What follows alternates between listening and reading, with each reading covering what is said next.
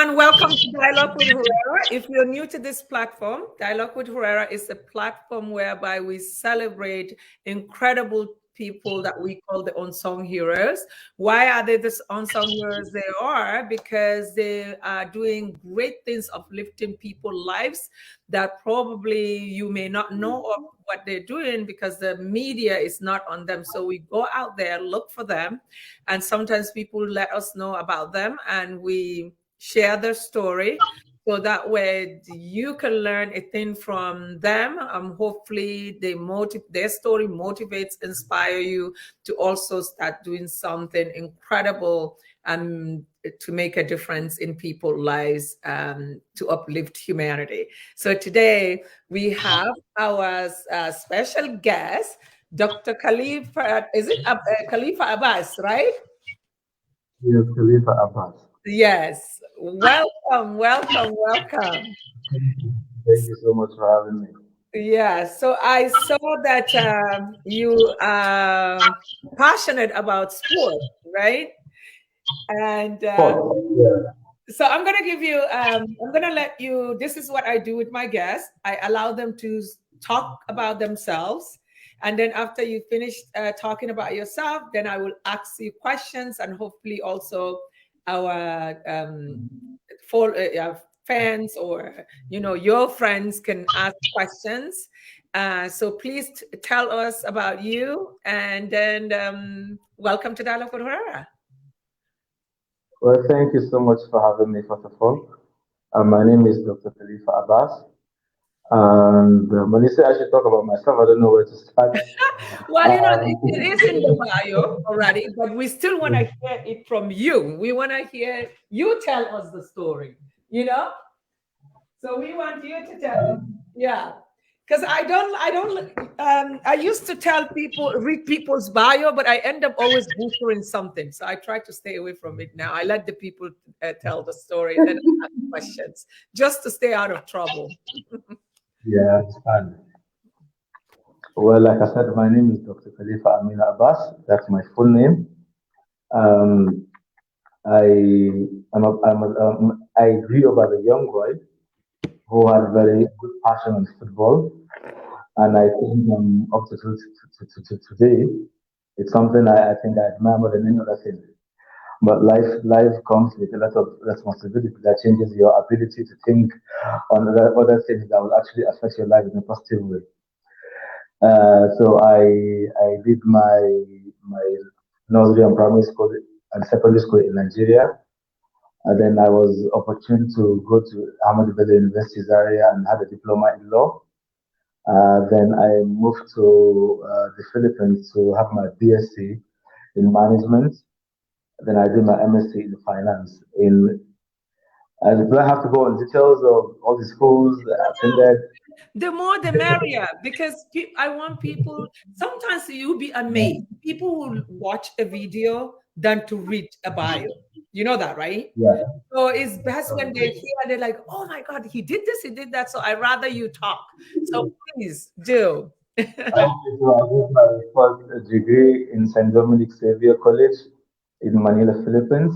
Then I finished afterwards. I continued my master's, which I finished also in that same school, St. Dominic Xavier College. All right, you're still here, right? Okay. I was in Sydney FC Australia as a young football player in their football academy. Because the first instance was to play football, not to go to school. But I grew yeah, but I grew up with a father that loves schools more than any other thing. And he's in academia where he actually lectured in university, which was a banker actually. So he never played football in his whole life. Yeah. Then he had a small son that loves football more than any other thing. You can imagine the conflicts that we keep on having throughout Yeah. my entire lifetime. So for that basis, I had to put my passion aside and Mhm. actually go to school, even though I never actually consider myself as a serious student. I always see myself as someone who had to go to school because I had to go to school, not because I really wanted to go to school. But actually, now I know better. Now life teaches me that the school I attended was actually a motive that changes my life entirely. So following that, after I finished my school, I came back to Nigeria. Now, following my, actually lost my mom on the way Oh, so, because I never actually dreamt of, we are these young kids that wanted to go to abroad and had no dream of coming back home. yeah. That we always hope to come back home for holidays after the great achievements we imagined in our brain that we have in those countries. So when I finished my diploma, I lost my dad. Oh, So towards that, going to school, yeah, I'm so I left the country here. at 17 years old. I was 17. Thank you so much. I was 17 when I left, Like, and thank you so much. My whole idea was to make sure I create a better future for my family and I. yeah, Being the first son of the family, I have a senior sister, but our house of family became yeah. so Yeah. concerned about the medical Responsibilities fund. on you. So Yeah. yeah, surely. So I wanted to, I was very little, I was very small, but I was in a hurry of in life in a way that I think I had so much responsibilities waiting for me. So going out there, that was why I was pushing the football very, very ahead of school because I Yeah. would always think that oh, pay you more than school Yeah. in the actual life. But what you don't actually understand is when are you actually going to be a professional footballer of your choice? It's not by choice, it's by God's choice. Yeah. That's what life teaches you. Yeah. So when I was there, I attended my school and playing football at the football league. Towards the ending of life in that particular country, then I lost my mom. As I recall, my mom actually passed away. And after talking to her like just a previous day, like we Yeah. spoke yesterday, and the next day I received a message from my own sister that I actually lost my mom, which is I think it's actually something that broke my heart completely because you know what one of this one thing that when you lost your Yeah. father, all Yeah. you ever wanted to do is to make sure you Your become a better person. your So you accomplishment. mom can actually be proud. Thank you. Yeah. So you can actually make her proud with that love she keep on carrying in our Trust chest. me. Trust And me. You're unfortunately, making them yeah, proud. It's making I'm them telling proud. you, I understand your yeah. pain. So unfortunately, at that peak of time, I was lost. Like I Yeah. was lost. I always, I'm somebody who always wants to fight for something. So before I was fighting for myself, which is football. Then later on, I started fighting for my family, which is school. Then now I'm getting to the end of the school, and the person I was actually becoming a good person for her to benefit the fruit of our labor. She's no more. So you can imagine, and the whole idea of living outside the country, having that kind of a good lifestyle went away. So all I ever wanted is to actually come back home because I have siblings. So I Yeah. think seeing them close to me might bring peace to me. Yeah. So I left everything that I ever worked for, the school, the football league, everything. I came back home straight home. And I came home and I was a different person. And now I left Nigeria when I was 17 and I came back when I was 23, 24. So Yeah. you can imagine the 5 years of my adulthood life. And I was without the supposed to parents learn, gave you yeah, comfort. without a parent. Yeah, and I left Nigeria as a baby. If you can imagine, I was 17 Yeah. after secondary school. So I had no this big imagination of how Nigeria should be at 17. So Yeah. at 23, 24, when I came back to a new Nigeria to me because now before I left, I was being fed up. Somebody was feeding me, and now I came back. I have to feed someone. So you Yeah. can imagine of the whole idea of thinking of what to do and how to do, and like it's a lot more. Yeah. And what I think about the story is when I was in school and I was going to school and playing football at the same time, then I was also actually acting movie. Actually, I was featured in some part of the Asian series. Yeah. Because I'm this person yeah, I'm this person that always believe I can do almost everything that I wishes to do. So anything I am passionate about and I think I can do it, or I think someone can, I can actually do it if I want to do it. Yeah. So I keep on trying. I try a lot of things. You But the speak movie, Chinese? sorry, Oh, you no, I stayed speak in Philippines. So I you speak Tagalog. okay. That is the The Malaysian language is Tagalog. No, pardon? it's Philippines. The Philippines. Philippines. Okay. 4 hours from Malaysia. Okay. Yeah, so I had to learn the local dialect of theirs, and we speak based on we living in that particular country. And then I was being part of their TV. some of the TV personalities, because sometimes they come to our school and ask whether who wants to represent the black race in that particular country, and Yeah. mostly on discrimination. So at that stage, we were very young.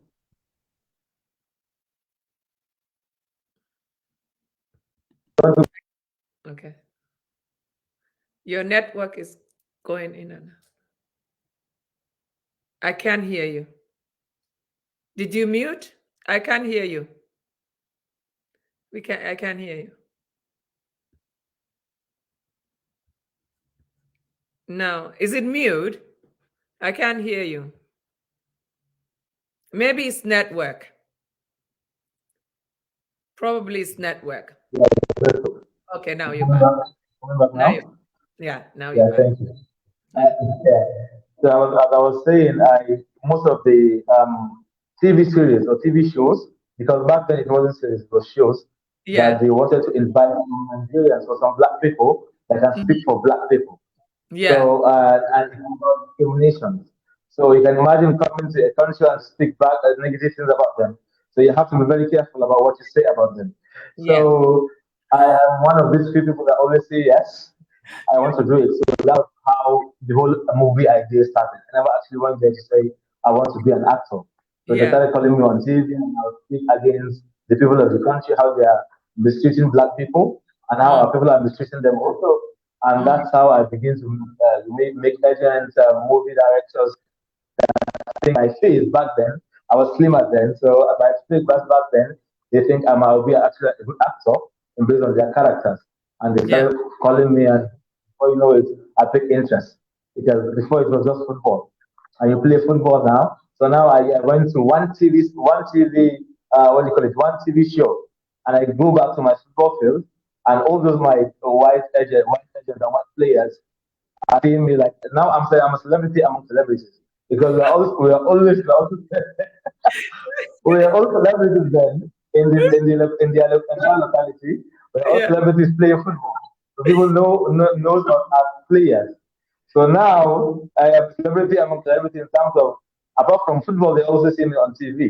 They Yeah. just ask me, I saw you on TV. You or your team brother? I said, no, it's me. I said, how do you do it? You go to TV and you come back here and play football? I said, well, it's impossible. So before you know it, I started taking interest. And before, like, it's a football world. When you go out, some people see you and say, I know you're on football. But when I Yeah. started going to TV, I became more popular in that country. Like, you walk on the street and you see Yeah. some kids To recognize offering you. you, like, I saw you on TV. Yeah. I saw you on TV. Hi. I was like, oh, wow. So I think I actually go with this. So that's how it also grow and I keep on pushing the football, the school. So you can imagine the time I had no time for myself. There's Yeah. one thing I always believe is whatever you want to do in life, you have to be there for whatever reason.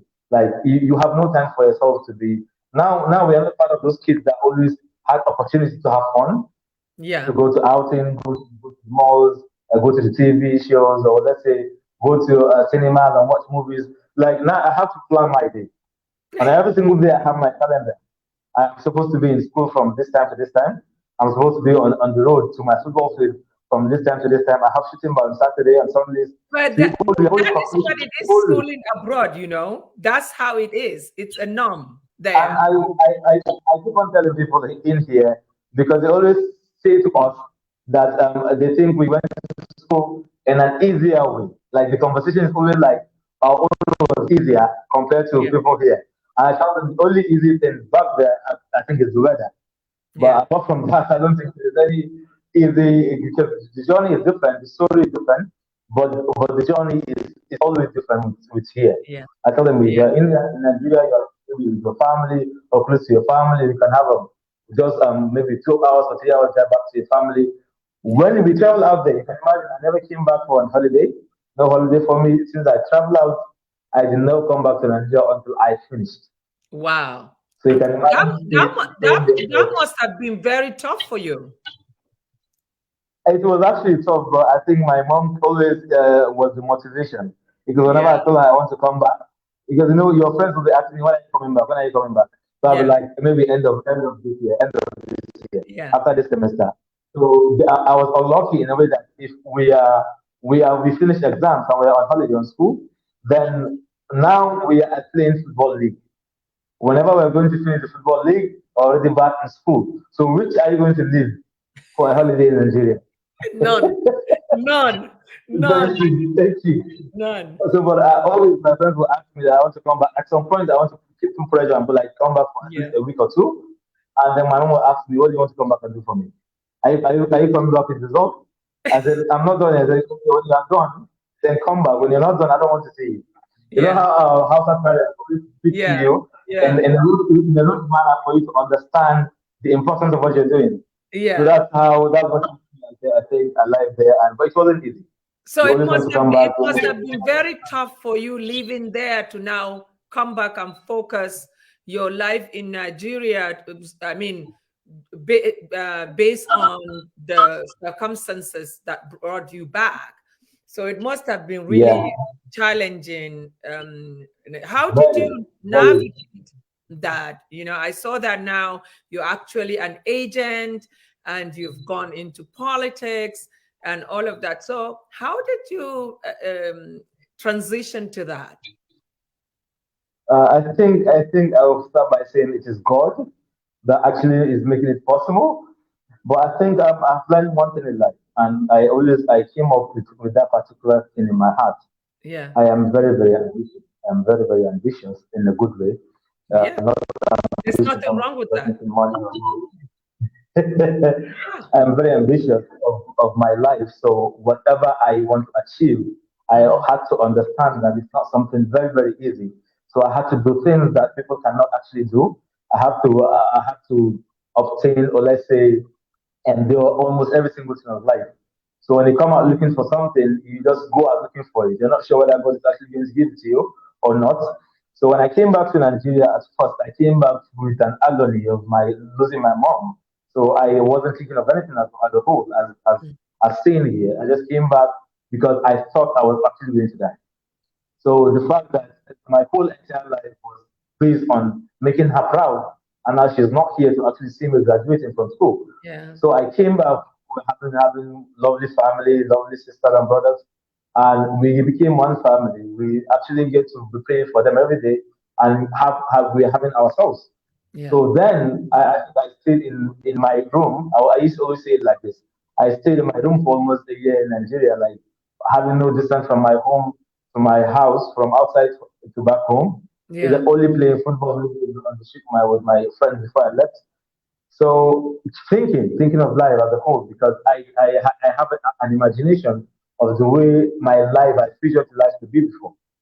I wanted to be a professional footballer. From there, move to Europe, become a superstar in Nigeria, play football and make a lot of money, and come back and help my family. So that was the plan from the beginning. Yeah. So now I came back to my country, and I always remember when I was in that particular country, I was a celebrity in some way, in a way that I go on TV, I play football, but I came home where we speak the same language. Nobody knows. So everybody not treat you as a normal person. Like you're not supposed to them. Like you can imagine no, this is no good. And back then I had things I was doing, I had money, I had this. When I came back to Nigeria, I had to come back with your savings, and you're not making money here. So in a few months or in a few years, all your savings will start going down to drain. Now you have no money on the name. So I started thinking, what am I supposed to do? Yeah. Should I go back to that country, or should I stay here? And at some point, I actually wanted to go back. I started the process of going back, and all my family was supportive, even though they wanted to stay and got married actually. And I wanted to go back there. Then at some point, I started thinking of my life. I said, okay, let me ask myself. Let's assume these people have died and left nothing to me, and do not put me through school. How would I survive? So the best thing to do for me is I went to school because of them. I went to school after they were not in life. So my own assignment now is to make sure I survive for my younger ones to survive too. Because it's to make sure I stand as a father figure to them. So I need to make sure I survive first. Because my progress is their progress. My failure is our failure. Yeah. Then I started thinking of what am I to do? So I advised myself by myself because when I came back and I met my friends here, I had this big dream that I want to become this, I want to become this. So if I am talking to my friends and telling them this is what I want to become, and they start laughing, like Yeah. the laughing matter to them because they don't see the opportunity, they don't see the possibilities. Yeah. So I was like, am I going crazy? Or are they the one being crazy? So I advised myself by myself throughout the years of thinking and months of thinking on my own. And I told myself, okay, I am a man that can actually get whatever I want, but I need to change my plan. So now I should stop taking myself as a celebrity. I should stop taking myself as someone who was making money on football. I should stop taking myself as someone whoever went to abroad. Like I had to move that I identity like in that. my head. I have You always traveled in life. so you have to reclaim who you are in order to move forward in a new I have now to, in your country, but you are a stranger in your country. So you have to I really am a remember. stranger, a complete stranger. The I only like people that knew me was my family and my friends. So now I need to understand that nobody knows me as a celebrity here, and nobody yeah. knows me as a footballer here, and nobody knows me as an intelligent person in school there. Because I didn't school here, so I have no classmates here to know what I You have do to in sell school. So yourself. now, so now I say, okay, this is a good thing. Let me start from scratch. You know what is called scratch? I started from scratch. I sell almost every single thing. I sell land, I sell houses, I put advert on my phone. I stopped posting any single thing in life apart from myself. What I do, what I post, what I sell. And I started from like I had no issue with, I had no idea what I wanted to become back then because I was lost. But I had this, my sister was actually there supporting me in a financial way actually. And she motivated me a lot, even though she never understood what I wanted to do. You know, this kind of conversation with your family, like you want to tell them, this is what I want to do, this is what I want to do, It's and they like have she no never idea. understood. She never understood what a Yeah, but family she that never is. understood what I wanted to do. Also understands what I am her brother, and she's going to support me, whatever I'm going to do. But it's not like she even trust what I wanted to do. But I believe in myself, and I tell myself that I went to a country where I have no family, no relatives, they don't speak my language, and I made it in life. At some point, I made it at that particular period I stayed. So you cannot tell me I cannot make it back in my own country that we speak the same language, we have the same religion, like the same, we look the same. I said no, but you need to change the strategy. So now I started selling a lot of things.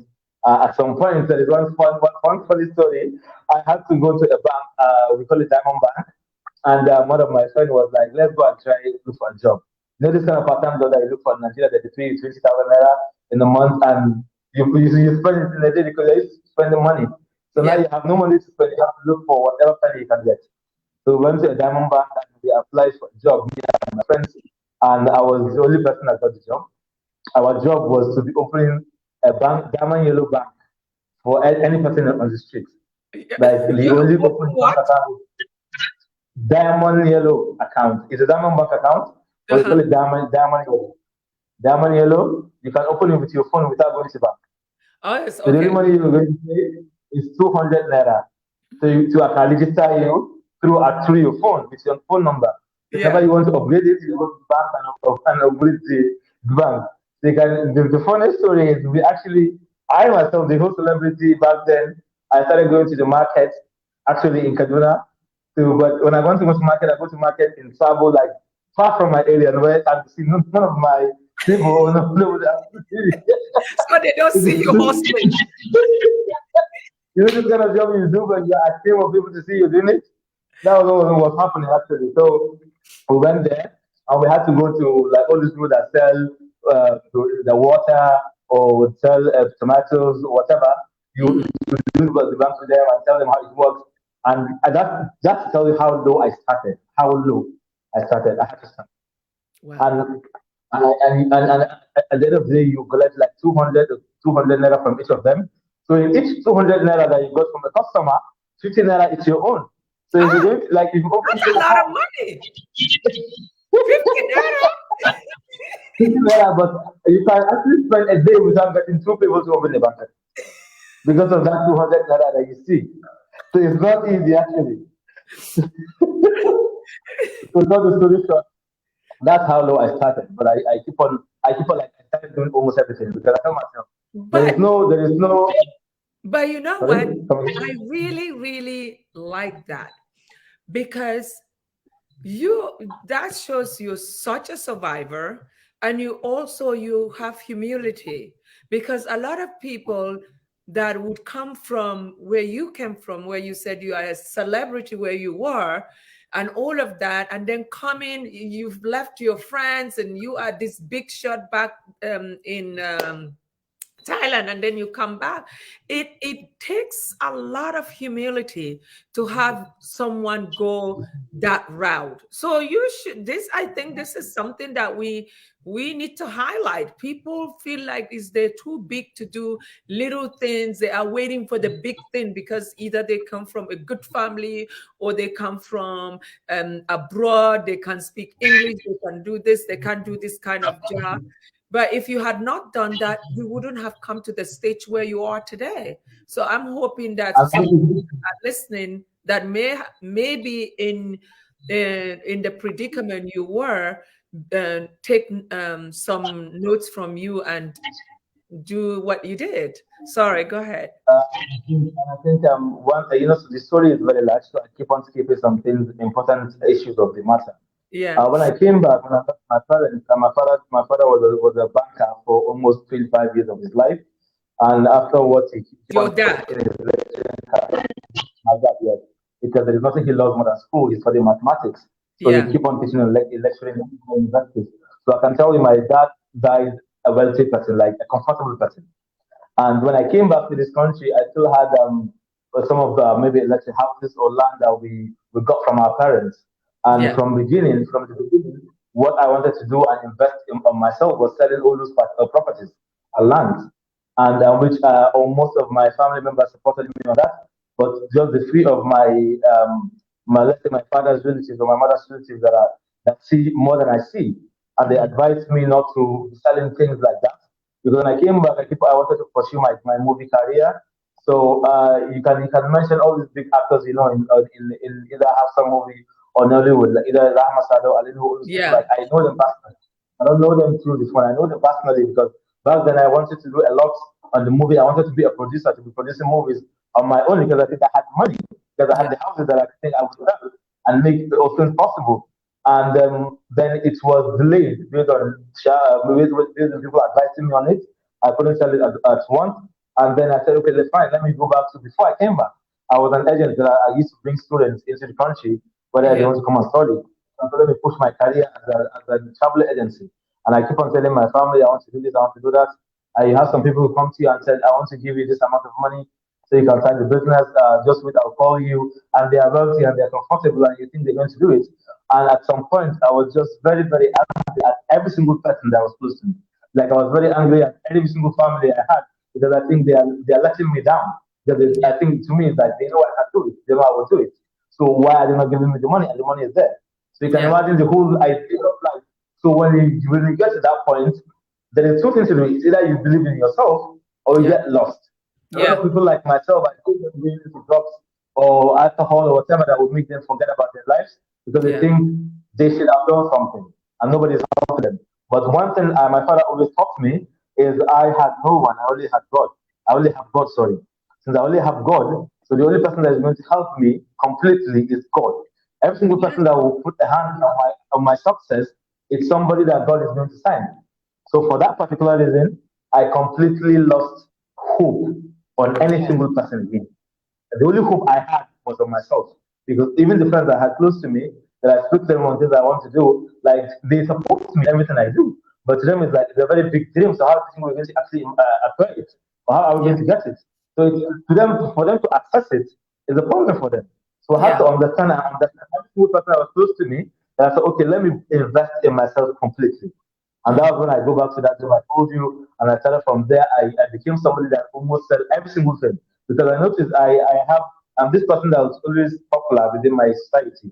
So I have contact of people. So whatever I post, like people used to send me something, they are selling cakes or they're selling shoes, they send it to me, I post it, and they have a buyer. I said, okay, so why can't I start selling all those things?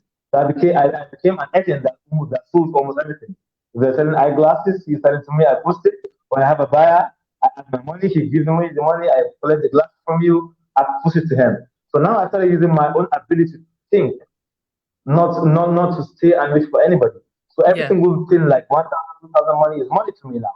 Before I give free, I don't know 100,000 how much I have. But now Yeah. 1,000 became my first money in my life.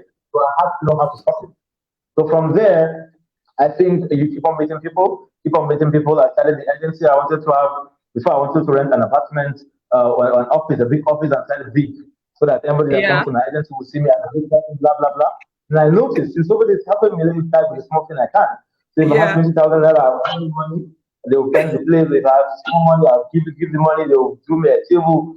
Before you know it, things started going faster. I started meeting people. I Yeah. changed my environment. I moved from Kaduna. I went back to stay in Abuja. So going to Abuja actually made me understand that the one failure I had was staying at home. When I came back, I stayed in my comfort zone, thinking I am comfortable here. I eat everything I want to eat, and I drive the car I want to drive, so I don't need to actually look for something better of my life. So Yeah. now that I actually came out of that shadow, I moved to Abuja. I stayed there. So now I went out and come back and think of what to buy and eat. I have money that I'll have to calculate how much to spend in a week because I need next week to survive. I need upper week to survive. And there is no assurance that you're going to get a profit from any of the businesses you are doing. So now I started engaging myself in activities. I started meeting new people, new community, new society. So now nobody see you as that person that as a failure. Now people see you as hope. Because whenever you go, anywhere you go and have a good conversation in terms of education or sport or anything, people see you as an intelligent person. So why do you see yourself? Why do you put yourself that down very low? Because one thing I notice is your friends and family don't see your value. They don't see your value. No, They don't no. value that. Actually, they're They the don't see you last as a to normal be of person. value. They're the last.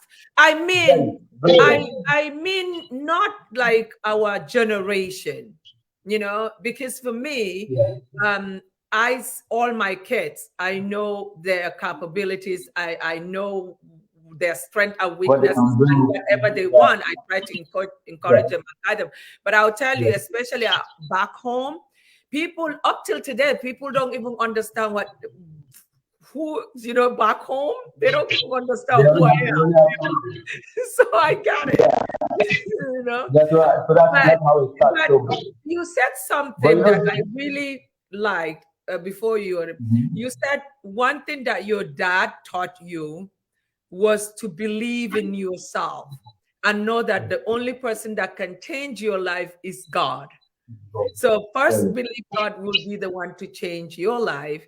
And at the same time, you also need to believe that you have to get up and do something. So, I Do mean, something it's positive. such a great lesson because, especially in our culture, right? People stay home. That's, Allah will provide. God will provide. And they're sitting there, Yes. they're not moving out of the living room. They're not doing anything that would help. Allah said, or God said that He will help you, He will take care of you, but He's not going to come down from heaven to do it for you. You have to get up and do it. So again, Sorry. I think that first you were saying that your dad, your parents, they're not. You wanted them to be proud of you. And so not having honestly everything that you're doing. Do you constantly hear their voices guiding you? Like you hear your dad Sorry. say, "Yes, this is. I am so proud No, of you." Or what your one mom. thing about Do you that, hear like that? you don't hear their voices like direct voices like I'm hearing your voice. Yeah, But there yeah. is one single thing you do in your life and you just imagine your dad staring at you like this man is right here saying, I'm proud of you.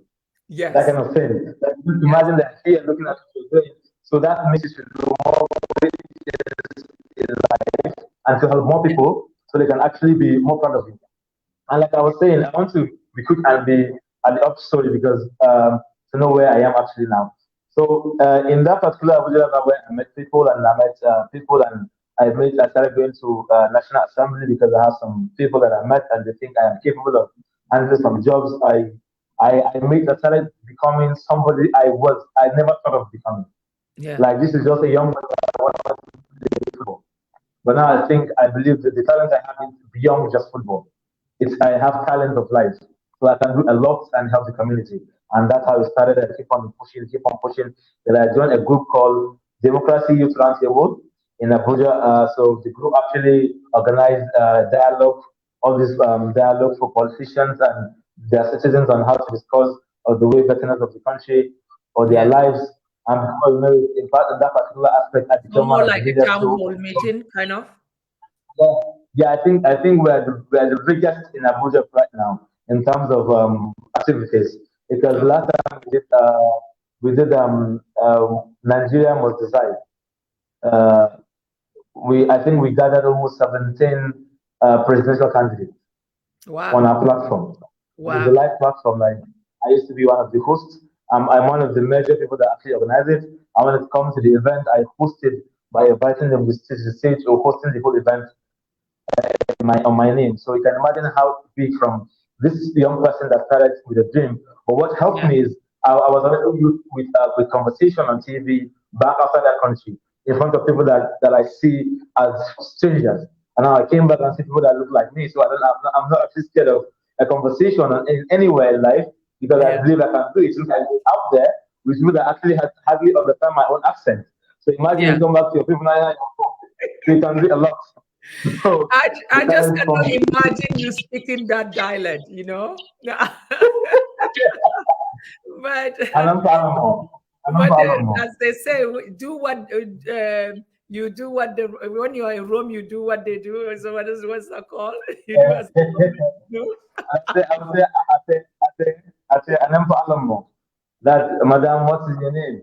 What is They it? say, How do you say? Anam Palamo. Alamba alamo? Anam Palamo. Like you have to do the thing you're singing because that's how they're sounding. We I take a never lesson want to, later. I never want to. So that's Yeah. how it So, became. And so from that all this particular, thing, all the me, I'm so your story is so interesting. Actually, you didn't say a lot in your bio. What you're like sharing now, it's more than. You see, this is why I tell people talk about themselves because what you're bringing out is what made you who you are. You know, sorry. the tenacity to like just go out there. Yes, you got your slumber moment when you like forget about it. I hate everybody. I am disappointed. I have lost my parent, and then somehow you just um, pivots and Number 15. become this like what do you call that? Jackiness. I can kill the lion that I must conquer. You know. I know first thing, what I sorry, I skipped something. The first Yeah. time I moved to Abuja, I had a friend that invited me to something called Abuja Twitter Connect. And I think that's where I started making my wave because I met some young people that were in universities, and I looked young too. They thought I was actually also in university too. So we used to sit down and have this long conversation about how they want to organize a Twitter Connect. I know how Twitter can go very fast. Yeah. So and I remember going there as a guest, and I don't actually speak much because to me it's like this is a university, like I have passed that almost like 4 5 years ago. So Mm. I don't think I had much to say. So I think I used to go and stay aside, and one day one of them actually asked me to speak. Like I have never spoken here, so like I should say something. So they have having this argument about how they organize everything. So Yeah. and to me, I'm somebody who acted a movie, who was an event planner, Oh who like who yeah. almost did There's a everything. lot of planning to Yeah, before you so see for me that to scene, say, the behind the so I just scenes. stood up and funny enough, some of them actually thought I could not even speak English. Maybe that was why I was not saying anything. So Mm. when I stood up to speak, and a lot of them were like, "Oh, so you can speak English?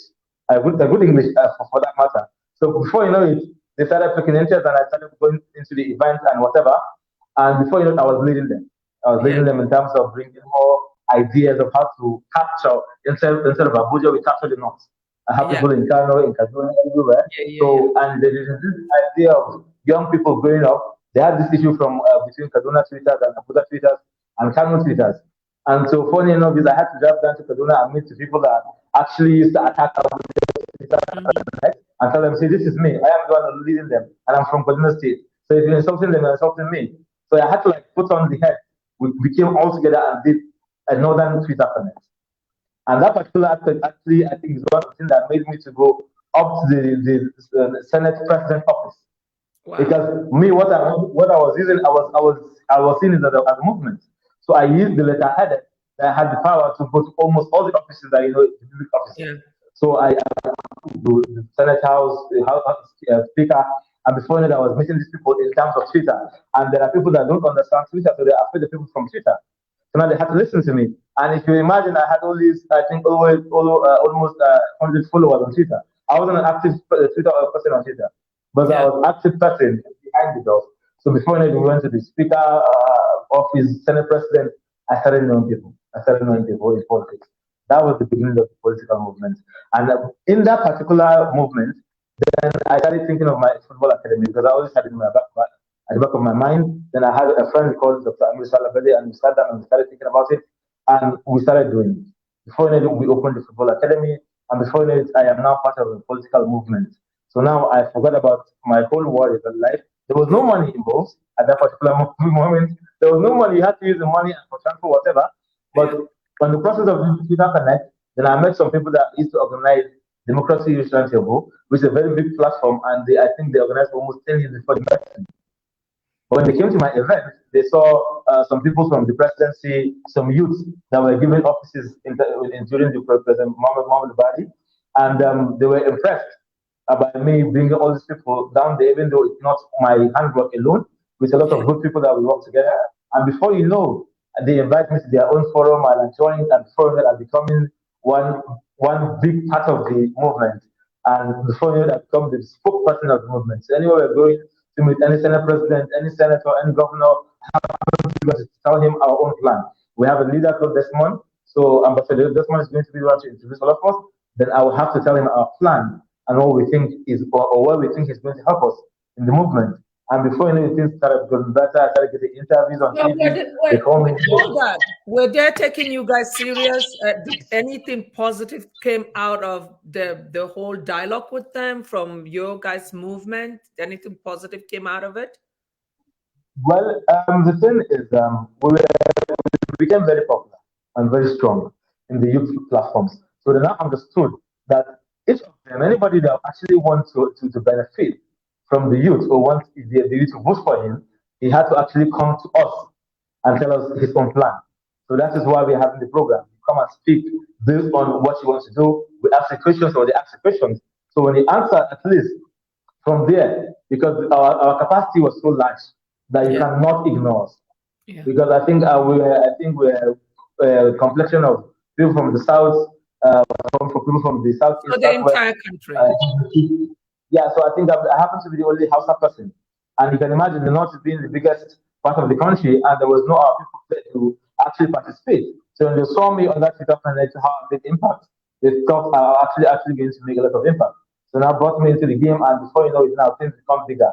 We started having bigger attention. So now you think we invite you, you come, you speak, and it's close to election. If you say something positive, it benefits you. If you say something negative, it doesn't actually benefit you. But sometimes when the youth see us close to you, they know that yes, they have hope. At least if they don't know you directly, they know me through you. They know you saw it through me. So if I'm a good person, I represent you. So that's what's happening now in Nigerian politics. When you see me close to a politician and the person is very close to me, and me, I happen to be a good person. So now you're going to actually vote for that person because you believe you know me to be a good person. So even if you cannot touch him, if somebody touches me, it touches down to you. Well, it's like what happened with APC. Everybody voted whoever because Baba Buhari is in charge, right? Thank you. And unfortunately, right? Yeah, I said it's like what happened in APC. Everybody went sack because Baba Buhari is I understand that, and I applaud you for penetrating into that movement. But the thing that I do not still find that is missing with the youth movement, you guys still didn't get these people to understand your power, because you're only relevant before they get your vote. Immediately they get your vote, you're not relevant anymore. So what would you do, Dr. Khalifa, to make sure that these people that promised you all these things when they needed your vote, make sure that they deliver before their next election? And if they don't deliver, what recommendation do you have for the youth? Okay, this is what I always tell myself and I tell people that listen to me. Nigeria is the hardest country to live on, and our people are the hardest people to actually work with. So people come out with their motive of becoming a politician or becoming leaders of yours, and after you vote for them, they don't see them, they don't do anything in terms of what they say they're going to do. But the main question is not about them, it's about you. People that come out to vote, people that come out to contest, how do they actually get the seat to contest? You have a nation where they actually have from the ESCOs, from our local ESCOs, people that are going to actually make you the participant on the election. You have to share money before they vote for you. Imagine somebody like me going to an election and I don't have money. I'm not going to even be on the primaries. I get to the point. Like nobody's going to vote for me in the primaries because before that particular moment, somebody who had money among us, or somebody who will actually follow every single person and give them money and cars and whatever. So now before the primaries, we already know who's going to win. And after the primaries, somebody won. Now, but to him, he thinks he paid his way because he paid money. So from there, he thinks you are only doing his job because he paid before. So you have no votes. And then we move on to the election, to the main election. And we all come up from either PDP or APC. From beginning now, our people have already been deluded by the idea of religion into politics. So if somebody come out on politics and say, I'm actually going to be a governor and I'm actually going to be a Muslim, so all the people that actually think voting a Muslim, it's better they'll go for him because of religion, not because of his performances. And I told him, if you want to vote for any leader, go back to yesterday and see his life. From where he started, what did he do? How did he do it? If he wasn't a politician before, he was a business person. If he wasn't a business person before, he was doing something. What was he doing? How did he do it? So you have to make sure you understand him as a person. You can't just see somebody after 50 years of his life and after a few conversations on the mic, and you tell me that you believe every single thing that he said. That he said he's going to do this to you and did that to you and did that to you, and you believe it. I'm sorry, let me get to the point. And the idea is, before the election day, now you have people who already have an idea, an ideology of voting for him because of his religion. And now, before the election, you have people going around to share money for you to vote for him. So when you already collect money to vote for a leader, you have already sold the right to complain for everything that follows after the election. Yeah, I get the idea. So the whole system is spoiled. The whole system from the primary election to the INEC. Yeah, but I think also, I always, we have a platform for empowerment, and we are across the 19 northern states, including FCT. And I always tell them when they start complaining that, oh, this government, I said, well, how do you expect to get what you want while you, the elites, stay home on election day and watch football in the UK, and then allow your nannies, your driver, your whatever, your houseboys are the one that will go and cast your vote. Basically, what those people are hungry, they're going to be given money. They're going to vote based on who paid them the most, and then you are really you don't have a choice. Your government are chosen by illiterates that don't understand. So you don't say anything before until after you start screaming that this and then. For us here, this is how it works.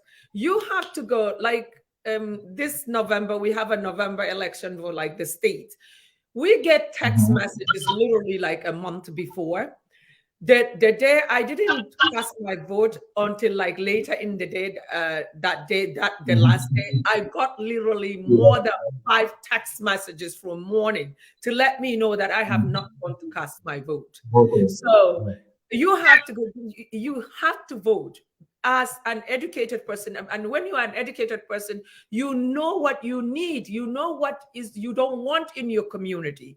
But when you are allowing your house helps to go and cast the vote for the leadership, then you should not be complaining, because they did not base make their vote based on what is good for the country.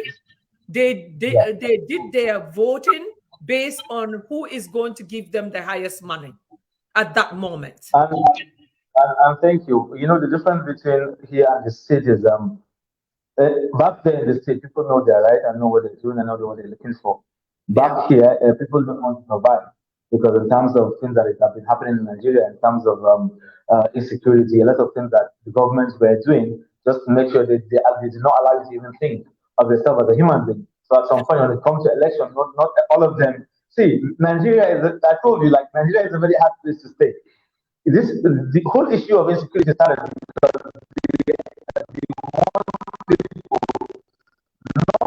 actually focus on what is Nigeria. Nigeria is the biggest economy in Africa. It's the richest, it's one of the most richest countries, if not the richest, in the world based on natural resources. So Nigeria has the highest doctor in the US. Nigeria has the highest successful people outside the countries of Africa. So you can imagine a lot of things are happening because somebody asked me something like this: how does people survive outside the country as Nigerians? How do they make their life better in a way? But in Nigeria, they cannot make their life better. And I tell them the system is different. The system is different, but because of the way we are living here, the pressure we are having, the society, the environment, it builds us to be the strongest people on earth. So whenever we go to places like America, UK, we just see that this place is actually they're here to play because you don't do much to survive. There's a lot of things to do, but you're going to get paid. Nigerians are not worried they're going to work and get paid. Yeah. We are being worried here because we don't even have the job to do for us to get paid. So when you get to a space where there is job for you, all you have to do is to apply and maybe get it and start getting paid. What is the problem? There is no problem on it. Yeah. I'm sorry, let me not talk to you like I want to talk about. No, but it's fine. But you know that I want to go to the most important aspect of your passion to now being an agent. I am dying to hear that because to me, that is what is an untapped resources in Nigeria. We have super talented young people with endurance. People that there's so many the youth are in abundance, but the government are not taking advantage of this sportship. I don't know, is it a ministry? If they can understand the kind of money that can be brought in through sport, I would think that maybe that it could solve a lot of the economic issues if utilized the right way. Again, you could have the money. So how are you now? I know you are a free agent, or you already signed up some people. But first, let's say I am passionate about wanting to play football, and I have no idea where to go. I have no support system. Just imagine there are thousands of them right now watching this show and want to hear from you. Can you walk them how they can get themselves recognized for their talent and how they can get signed up, please? Oh, okay, that's the big one, but I will try on it. One thing about football, it takes almost every single thing of yours. Yeah. It takes your heart, your time, your patience. It's a lot.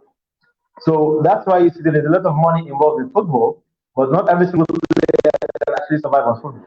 Of course. Because you grew up with an idea of wanting to play football as a young kid. As you start growing up, you start understanding how hard it is. Yeah. Just to keep on the training, the diet is something else. So let me break it down, because if I say I want to do a very long conversation on it, I don't think we have just the most important keys. Break it down. Okay. Well, number one is we have to have talent. As an agent, I have some players in Europe and in Africa and Egypt and a lot of places that already signed in the club. For me, it was easier because I was a player already. So I have this agent that I worked with before, and I have my players, my mates that we play together that are still playing now. So they connect me with their agents one way or the other, supporting their way of supporting me, so that I'm not more playing. So it becomes more easier for me to become an agent. And I know how to play football. I'm a very good footballer, actually. So I know a good footballer when I see one. If you're going to survive, I know you're going to survive from a distance. I don't need to see you playing for 10 minutes. play for 3 minutes with the ball with you, I know this person can actually survive on football. So when you have a player that is actually have a lot of talent, what we do is we invest in him in all that matters. Invest in his time, on ideas, on finances, because football cannot go without finances. So number one, you have to make sure the boy focus only on football. He cannot be going to school and coming back and playing football. That's not football for us. And I think that's one of the things I understood after I became an agent. Because always when we were growing up, we always see this agent that picked other people that only play football. But now I understand that you cannot be going to school and also be playing football at once. Maybe if you're outside the country with the way of life, you can actually manage to do that. But here, if you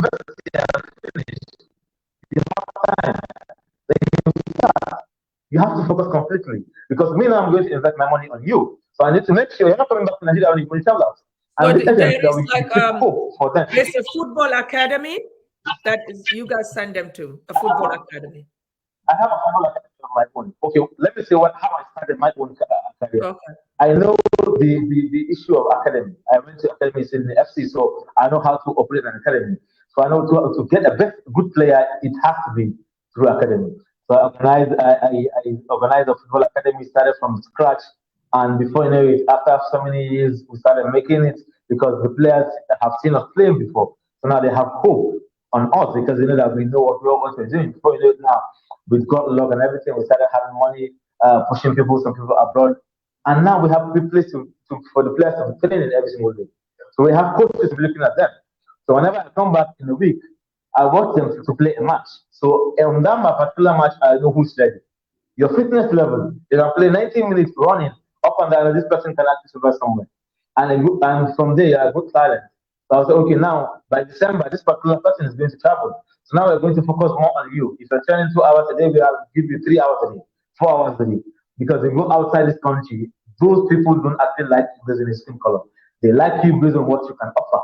Yeah. So we have to make sure you're ready, entirely ready. So we make finances. We have some investors that if we don't have enough money, we talk to them and they put their money because they don't know anything about football. But they know everything about business. So we give them our ideas of life and business, whatever. Some they put their money and we take you outside the country.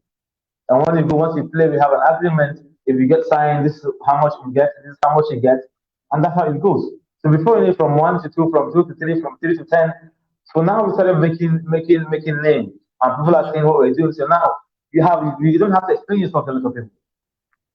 And I was telling you, and in terms of doing that, that is why most of the politicians want to work with us because they believe now, like somebody like me, I have players all over Nigeria. It doesn't matter anywhere you live. As long as you're a good footballer, I have your contact, we keep in contact. Through you and other people. Because we're always looking for the best of the talent. So now the politician know that we have access to a lot of people. So since we have access to a lot of people, so now we are important in their lives. So now they want to work with us because anything we post, people see. If we post a good thing about you, people see it. If we post a bad thing about you, people see it. And unfortunately, in this the program I told you we had for the 17 presidential candidates that we did, that was where I met one of the candidates that actually saw me worthy of becoming a spokesperson on this during the election. So during the election, I was a spokesperson to one of the candidates of Accord Party. And after the election, I never knew he had a university. He actually opened a branch of his university in my city, which is Zaria, because I spoke to him about it and I said, okay, see, I want to take this school to my locality.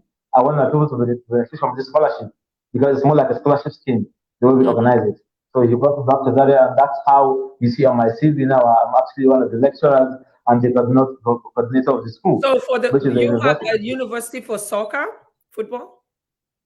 Not soccer, university for Just university. regular university. Okay, regular university. Apart from soccer, regular university.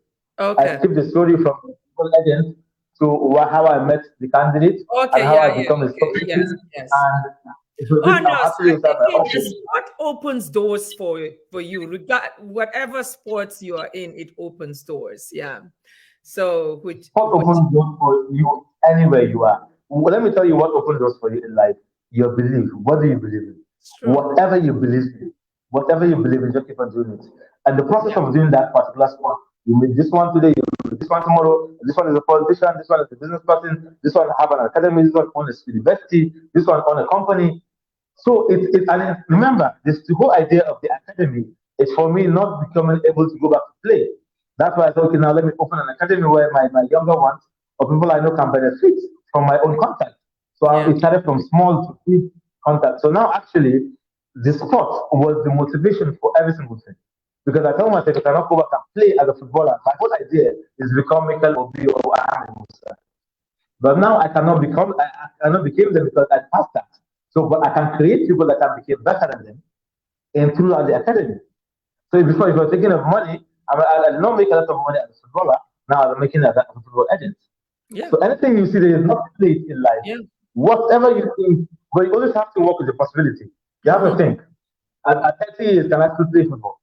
At 35 years, can they still sign me? No. But at 40, you can be an agent. At 70, you can be an agent. So what's the problem? The whole idea is to be comfortable. You are going to be comfortable through other players. Yeah. So it all depends on what you understand, and that is the whole idea of the university you attended. Because I thought before I came back to Nigeria, remember, I have never applied for any work in anywhere. I've never applied for work in any governmental organization. I've never been to any office and said, okay, I want to You apply for used work. your Because I experience to know, survive. thank you, because I know the moment I apply for a job, I'm going to be working for somebody else and I cannot create my own future. So I stayed, that was why I stayed with the hunger and I stayed with the anger to make sure I started building mine from scratch.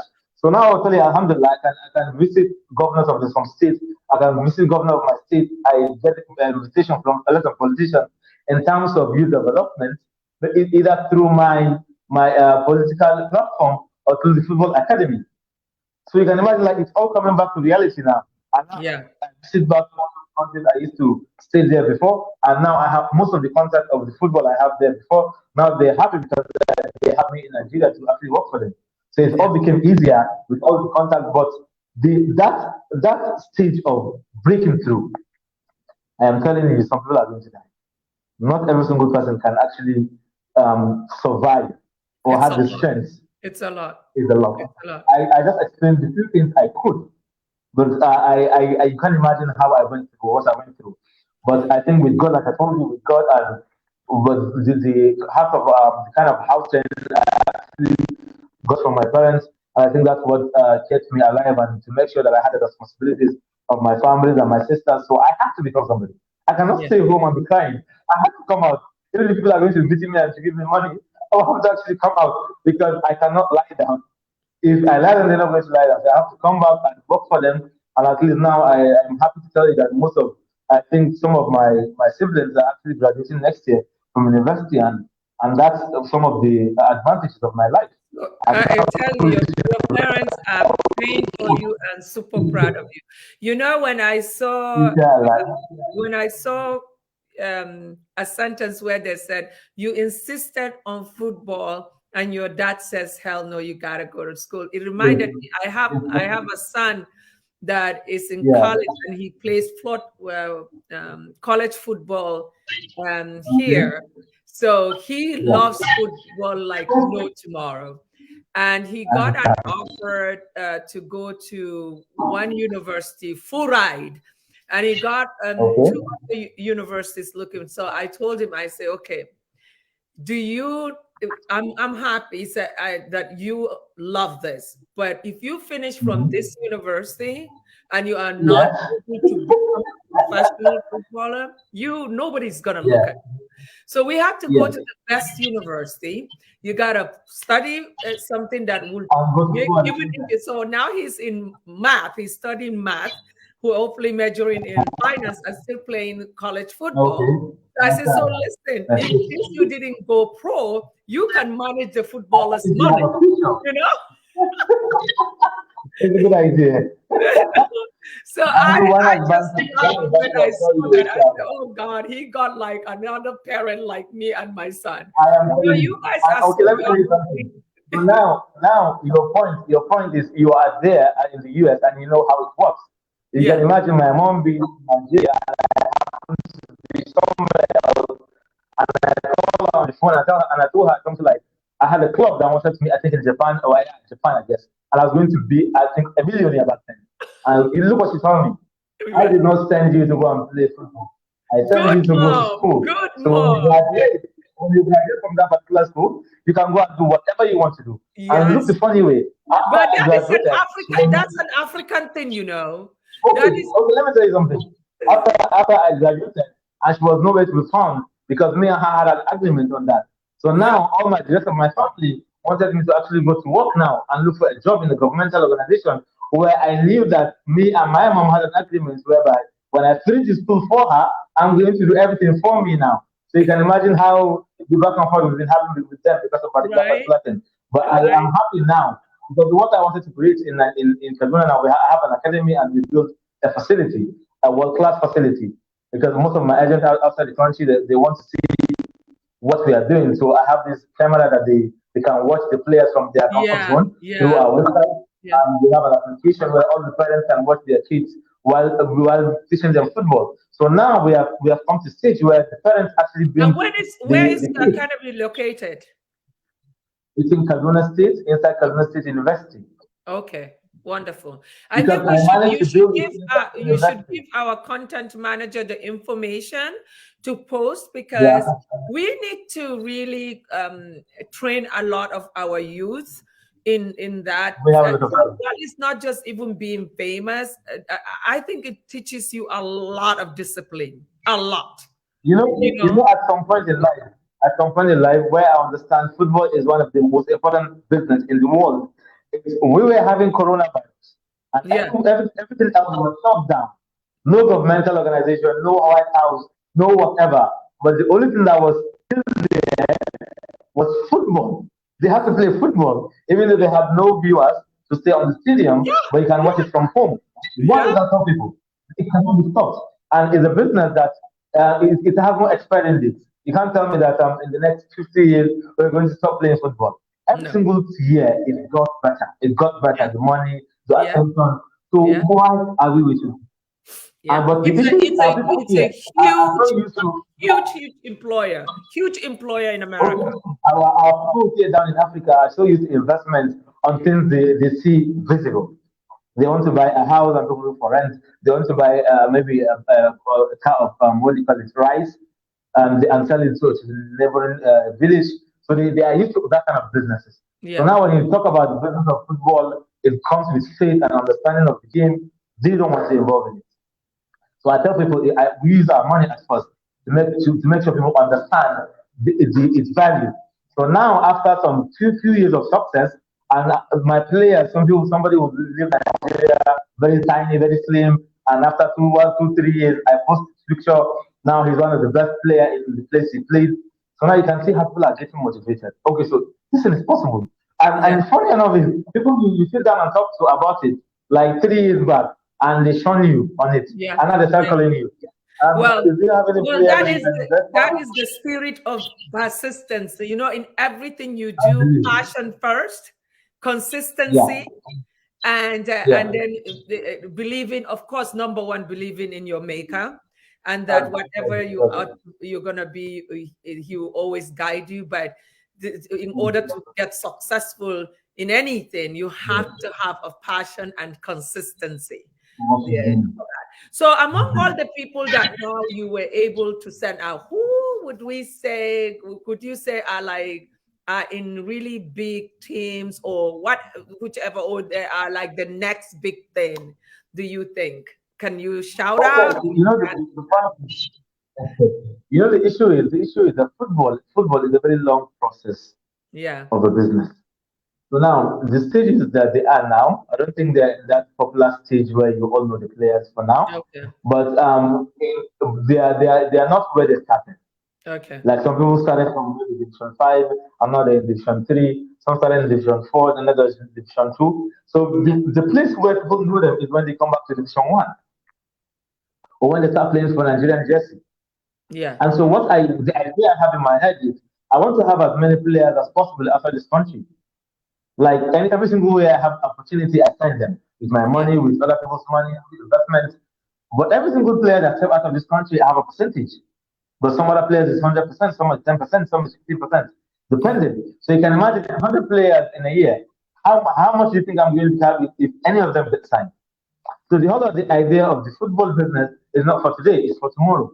It's for the Because future. one single player can actually bring you the benefit for you for your entire future.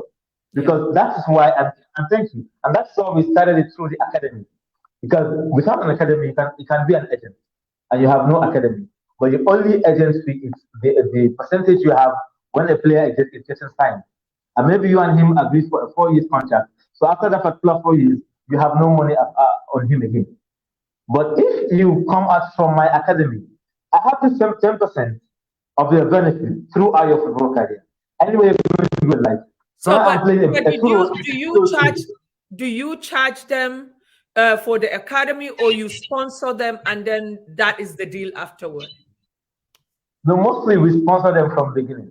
Okay, that makes but sense. Now that we have a facility, we charge them for facility use, which is I think 5,000 monthly, which is not very affordable for everybody, because we need that particular money for them to know the importance of what they're doing. And for their parents to know that we have to invest in your son, you have to know that you're going to football. Because the issue is we don't have support of parents through support. If you're going to school, your parents know that you're going to the social university. But if you're going to play football, your parents doesn't know that you have a football team that you play with. You don't know that you have a football agent. So now our academy have a form that you fill, and your parents are supposed to sign on it for you to be here. Yeah. So if I take you outside the country and I make money out of you, this is our agreement with your father that yes, you are with me. Because one thing I understood when I came back to the system is before I started allowing people to come together and play football anywhere, I started doing all the documents I needed. I did FIFA license, I did FIFA license for the academy, I did NFF license, which is a state license, I did CSA certificate, which is for a company to be registered in Nigeria. So all those documents, I had to document it before focusing to come and play football. But what our people do, they gather people to come and play football. At the end of the day, you have this lucky person that got a contract somewhere, and they want to take him, and they take him from you, and you have zero money. And the only person that will make money out of him is that particular person that took him abroad. But let's assume I have a player now, and I'm not going to sponsor him with my own money until be taken abroad. I will still have a percentage based on him being on my academy for this particular year. Yeah. And there is something we call TMC. It's a FIFA registration that it's only academy that is registered under FIFA that has it. When you have a player and you register him on TMS, right? Any club he goes to, if he goes to Madrid or Manchester United and they want to sign him, once they go to their TMS and put his name and his age and the passport, it's to tell them that he is from Social Academy. Okay. So they have to pay me as an academy for me to release his form. And we call it international transfer market. Yeah. Very brilliant businessman. Now we see why your master's and PhD is working. Well, I would love to sit and talk to you forever because there's so much interest. I have to tell you, you should be very proud of your accomplishment, and I'm sorry for losing your parents, but you know what, your parents had done a good job before they left you, and then they have brought up a wonderful young man who is now that, even though you have an older sister, I love that he said, you know, even though I have an older sister, I'm the head of the household. And I think your father and your mother will be so proud to become the man you are. And I honestly wish you all the best with your academy, and many other things that you're doing. And I also know you're doubling into politics. So, you know, we would love young people that go into politics that actually would want to change the narrative to something better, that can give more opportunities to young people and women, because we're still very much behind when it comes to that part of our lives. So I thank you so much. I know there's some people making comments here. They're saying, I'm so proud of you, Nura. I think Nura had said something. I can't, if I don't have my, sometimes I can't read, but I think he said something here. You're right. It's so many resources, Dr. Nura, But you know, our people always sit down and say, God shall provide, you know, and it's not just one particular religion, it's all religions in Nigeria. God is there. God is there. And I said, forget about developments. God is already there by giving you the resources, by giving you the intellect, by giving you the energy. You should go out there and do something about it. So, what our last, and then we'll close the conversation. What should we be expecting of what does the future hold for Dr. Khalifa? Okay, I think for me, I have never really sat down and think of the future because I think every single day is my future. So I work on every single day that I lived on. But I see a lot of people in my own community and my society pushing me into politics because you know this you are a young person that's actually being a spokesperson to a presidential candidate of the country. So they think it's something I can actually go on and be a man of my own. Which I always tell them the thing we always do in life is for the betterness of our people. So sometimes we don't actually sit down and think of us as a leaders. We just think that we can do a lot and help a lot of people. So like this school that I'm telling you, we have to give scholarship through the school, and a lot of people are going to school for free. So like it's something we can do a lot more than we can do with money. So I have never seen money as the only what do you call it, benefit of life. I will let talk with money is a necessity, but don't put it at first. Put it that is going to come to you as long as God destined you to be a rich person or to be a wealthy person. So always have this richness in your heart and make sure that anything you do, it helps somebody else. If every plan you have is for yourself alone, you're not going anywhere. But all the plans you have always happen for people. When they happen for people, then God will give you 4 people, and on top of that, you'll be leading the people. So I think maybe in the nearest future, you will see us in places that we don't even imagine or we have never imagined to be. So I don't want to tell you this is where I want to be, but I just want to tell you that I want to be much stronger than I am when I speak to you next time. Wonderful. Well said. But I'll give you one piece of advice.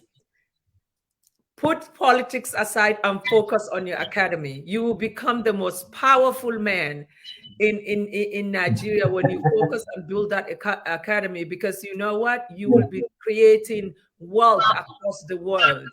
And you will be the next Dangote and in the sport. You understand?